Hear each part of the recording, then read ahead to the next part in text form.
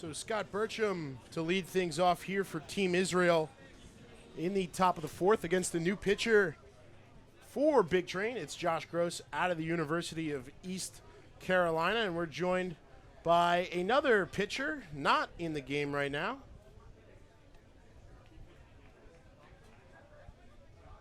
John deMarte, righty for Team Israel up here in the Dandy Walker Alliance broadcast booth as Gross pours in two consecutive balls to Bertram to start.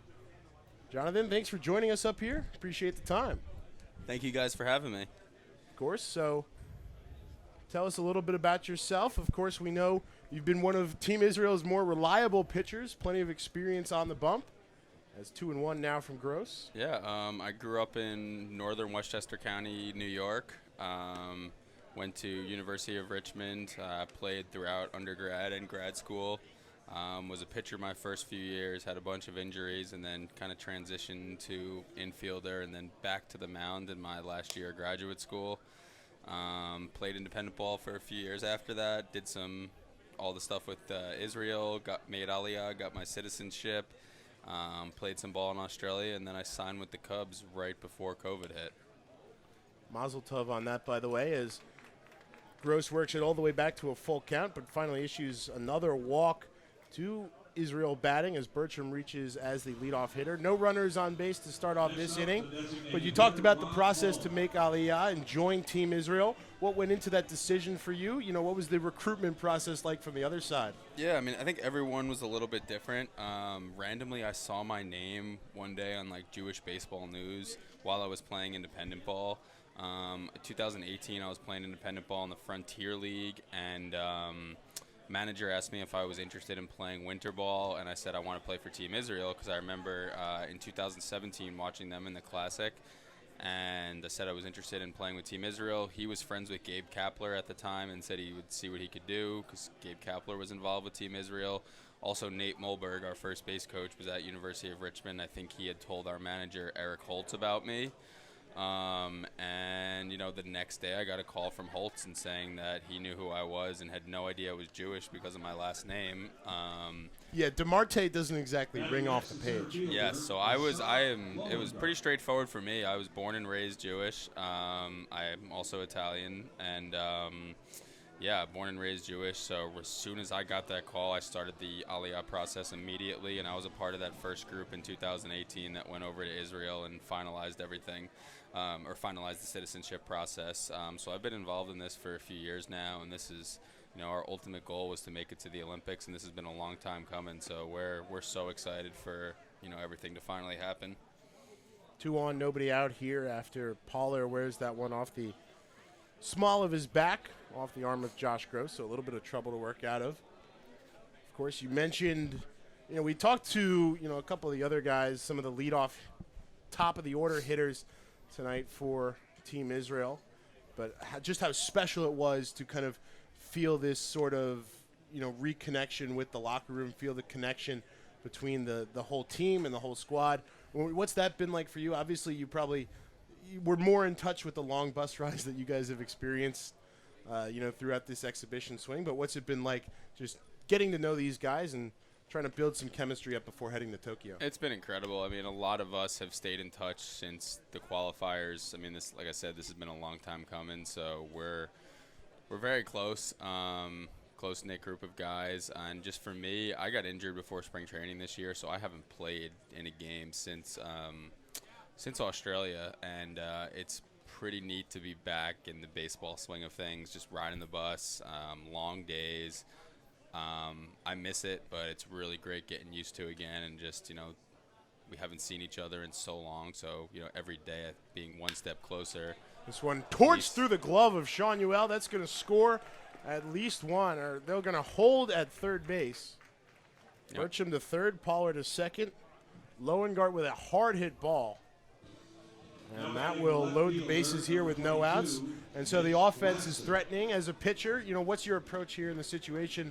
Bases loaded, nobody out.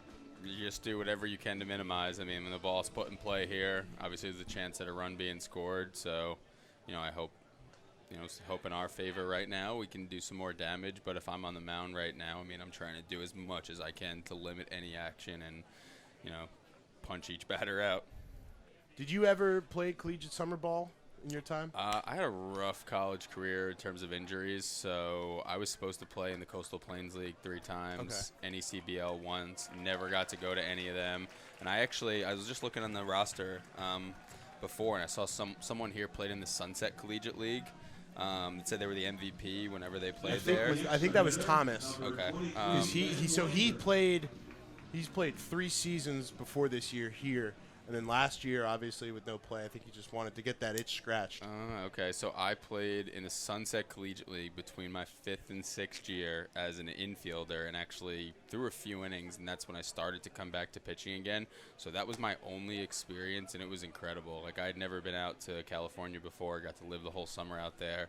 I mean, we explored, my roommates and I, every single off day, went to every beach possible, and I loved playing there. Like, I had such a good time. That's got to be up there in some of the best spots to go, California. It is, yeah. And baseball out there is so much different. There's so many schools that I've never heard of. Obviously, the junior college world is just crazy there in terms of talent and the number of guys that they have playing competitively at all different levels. I got to meet so many new people, and actually it's funny now, like Alon Leishman, Asaf Loengart, some of the schools that they played at, going to college after being in the IDF, I played with guys from those schools years and years ago. So it's crazy how the baseball world really comes full circle.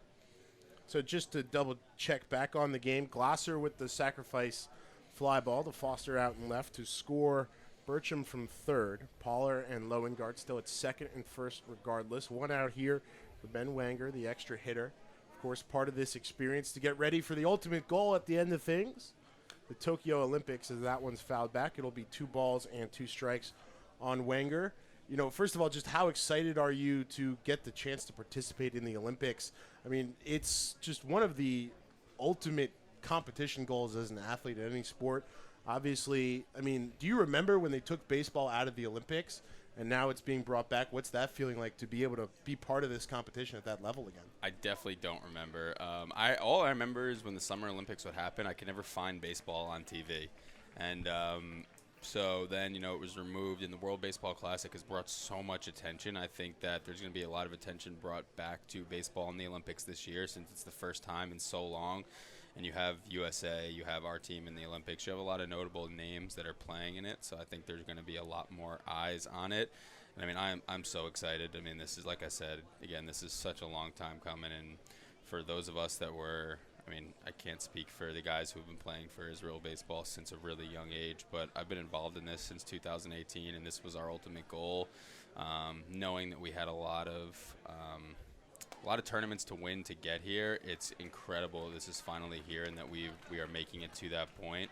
So I am so excited. I mean, words can't really put into words what it feels like, but I think once we get into Japan and you start to see more like Olympic signage, and you see the rings everywhere, and I think because the Olympics is just the bringing together of so many athletes, I think that's really what's going to do it, is when you see not just baseball players, you see people from all different sports.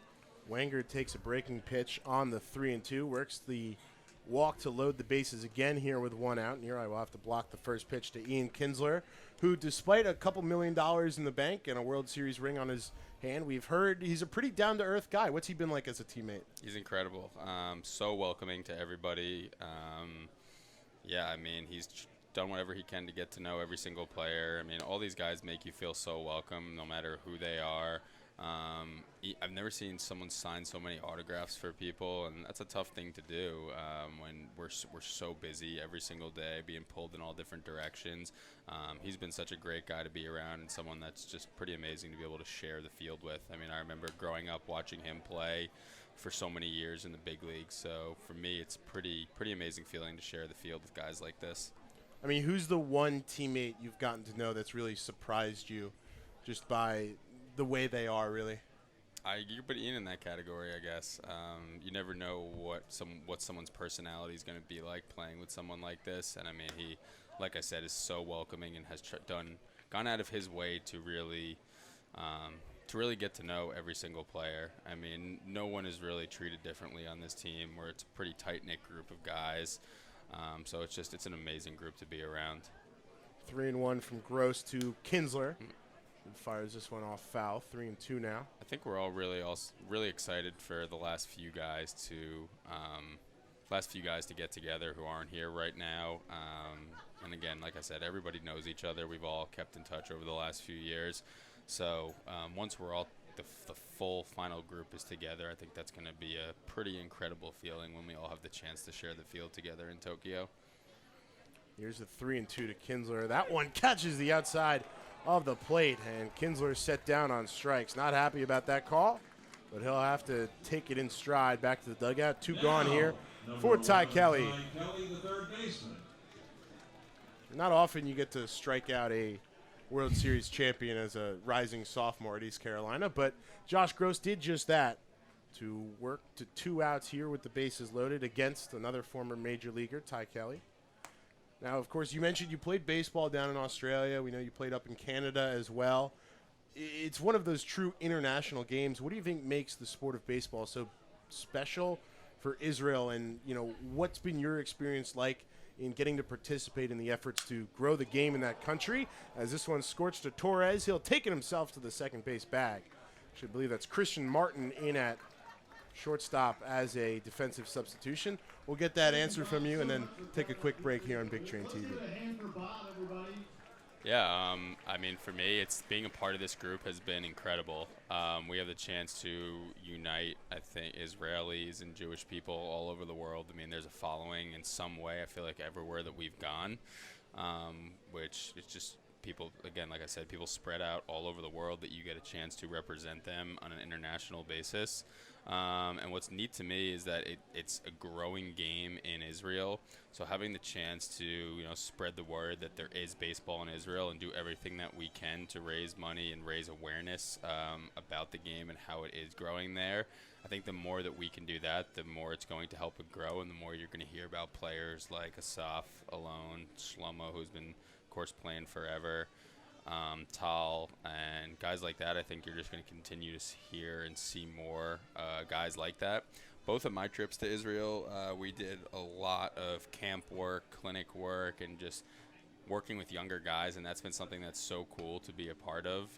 These kids are so excited every single time that we come out, and they just kind of stand there and stare at you in amazement because they take in every single word that you say, and they're so excited to just learn from us and be there and kind of share the field with us.